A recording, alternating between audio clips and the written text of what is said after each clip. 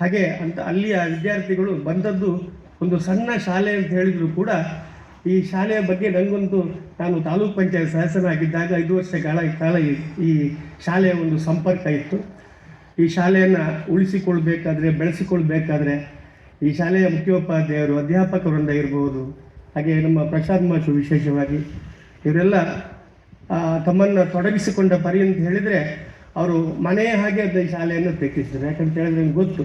ಅದರೊಂದಿಗೆ ಯೋಜನೆ ಮಾಡಲು ಉಮೇಶ್ ಕೂಡ ಇದ್ದಾರೆ. ಈಗ ಸ್ಥಳೀಯರು ಕೂಡ, ಗ್ರಾಮ ಪಂಚಾಯತ್ ಸದಸ್ಯರ ಅಧ್ಯಕ್ಷ ಇರ್ಬೋದು, ಎಲ್ಲರೂ ಕೂಡ ಇದರಂಗೆ ಸಹಕರಿಸಿ ಶಾಲೆಯನ್ನು ಉಳಿಸಿ ಬೆಳೆಸುವಲ್ಲಿ ಸಹಕರಿಸಿ ಇಂಥ ಒಂದು ಶಾಲೆಯಲ್ಲಿ ಈ ಒಂದು ಶಿಬಿರವನ್ನು ಹಮ್ಮಿಕೊಂಡದ್ದಕ್ಕಾಗಿ ಈ ಶಿಬಿರಾರ್ಥಿಗಳಿಗೆ ಸಂಬಂಧಪಟ್ಟ ಎಲ್ಲ ಅಧಿಕಾರಿಗಳಿಗೆ ನಾನು ವಿಶೇಷವಾಗಿ ವಂದನೆಯನ್ನು ಸಲ್ಲಿಸ್ಕೊಳ್ತಾ, ಪ್ರಾಯಶಃ ವಿದ್ಯಾರ್ಥಿಗಳು ಈ ಕಾರ್ಯಕ್ರಮದ ಕೇಂದ್ರ ಬಿಂದುಗಳು ಸುಮಾರು ದಿನಗಳ ಕಾಲ ಇಲ್ಲಿದ್ದುಕೊಂಡು ಈ ಕಾರ್ಯಕ್ರಮದ ಸದುದ್ದೇಶಗಳು, ತಾವು ಇಲ್ಲಿ ವಿಷಯಗಳು ನಿಮಗೆ ಗಮನಕ್ಕೆ ಬರ್ತವೆ. ಹಾಗಾಗಿ ತಾವು ಈ ಶಿಬಿರದಲ್ಲಿ ಒಳ್ಳೆಯ ರೀತಿಯಲ್ಲಿ ಭಾಗವಹಿಸಿ ಮುಂದಿನ ದಿನಗಳಲ್ಲಿ ಒಳ್ಳೆಯ ಶಿಕ್ಷಣವನ್ನು ಪಡೆದು ಈ ಸಮಾಜದಲ್ಲಿ ಒಂದು ಕೆಲಸ ಮಾಡಲಿಕ್ಕೆ ತಂದದಲ್ಲ.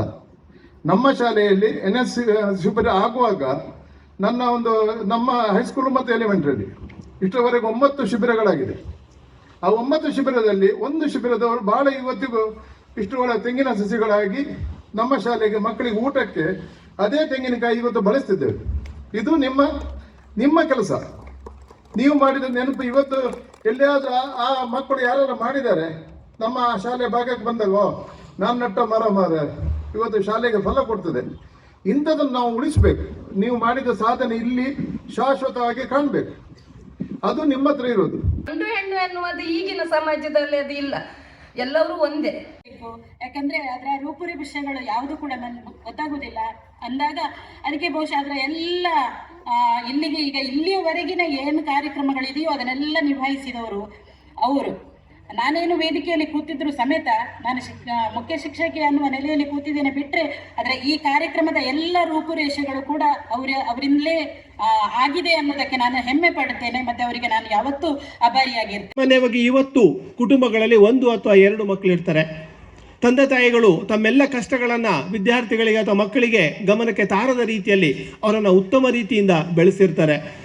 ಆದ್ದರಿಂದ ಎಷ್ಟೋ ವಿದ್ಯಾರ್ಥಿಗಳಿಗೆ ಸಹಬಾಳ್ವೆ ಅಂದ್ರೇನು, ಕೂಡಿ ಜೀವನ ಮಾಡೋದಂದ್ರೆ ಏನು, ಸೊ ಎಲ್ಲರೊಟ್ಟಿಗೆ ಹಂಚಿ ತಿನ್ನೋದೇನು ಅನ್ನುವಂಥ ಒಂದು ಅನುಭವ ಕಡಿಮೆ ಇರುತ್ತೆ. ಆದರೆ ಇಂತಹ ಶಿಬಿರಗಳನ್ನು ನಿಮ್ಮ ಊರಿಂದ ದೂರ ನಡೆಸುವುದ್ರ ಮೂಲಕ ಬೇರೆ ಬೇರೆ ಧರ್ಮಕ್ಕೆ, ಜಾತಿಗೆ, ವರ್ಗಕ್ಕೆ ಆಸಕ್ತಿಗೆ ಸೇರಿದಂತಹ ವಿದ್ಯಾರ್ಥಿಗಳನ್ನು ಒಟ್ಟು ಕಲೆ ಹಾಕಿ ಸಹಜೀವನವನ್ನು ನಡೆಸೋದು ಹೇಗೆ, ಸಹಬಾಳ್ವೆ ಯಾವ ರೀತಿ ಇರುತ್ತೆ, ಸೊ ಊರಿನ ಜನರೊಟ್ಟಿಗೆ ನಾವು ಯಾವ ರೀತಿಯಲ್ಲಿ ಹೊಂದ್ಕೊಂಡು ಬಾಳಬೇಕು, ಶಾಲೆಯ ಸಮಸ್ಯೆಗಳು ಯಾವ ರೀತಿ ಇರ್ತವೆ, ಶಿಕ್ಷಕರ ಸಮಸ್ಯೆಗಳೇನು, ಊರಲ್ಲಿ ಏನೇನು ಸಮಸ್ಯೆಗಳಿರ್ತವೆ, ಇದೆಲ್ಲದರ ಅನುಭವವನ್ನು ನಿಮಗೆ ಮಾಡಿಸ್ಬೇಕು ಅನ್ನುವಂಥ ಉದ್ದೇಶದಿಂದ ಈ 7 ದಿನಗಳ ಶಿಬಿರವನ್ನು ನಾವು ಇಟ್ಕೊಂಡಿದ್ದೇವೆ. ಮೊದಲೇ ದಿನ ಉದ್ಘಾಟನಾ ಸಮಾರಂಭ ಇರುತ್ತೆ, ಕೊನೆಯ ದಿನ ಸಮಾರೋಪ ಸಮಾರಂಭ ಇರುತ್ತೆ. ಸೊ ಉಳಿದು 5 ದಿನಗಳಲ್ಲಿ ಬೇರೆ ಬೇರೆ ವಿಷಯಗಳಲ್ಲಿ, ಬೇರೆ ಬೇರೆ ಕ್ಷೇತ್ರದಲ್ಲಿ ಸಾಧನೆಯನ್ನು ಮಾಡಿದಂತಹ ಉಪನ್ಯಾಸಕರು ನಿಮಗೆ ತಮ್ಮ ಅನುಭವಗಳನ್ನು ಹಂಚಿಕೊಳ್ಳಿಕ್ಕಿದ್ದಾರೆ. ನಿಮ್ಮ ಅಭಿಪ್ರಾಯಗಳಿಗೆ ಅವರು ಬೆಲೆಯನ್ನು ಕೊಡಲಿಕ್ಕಿದ್ದಾರೆ.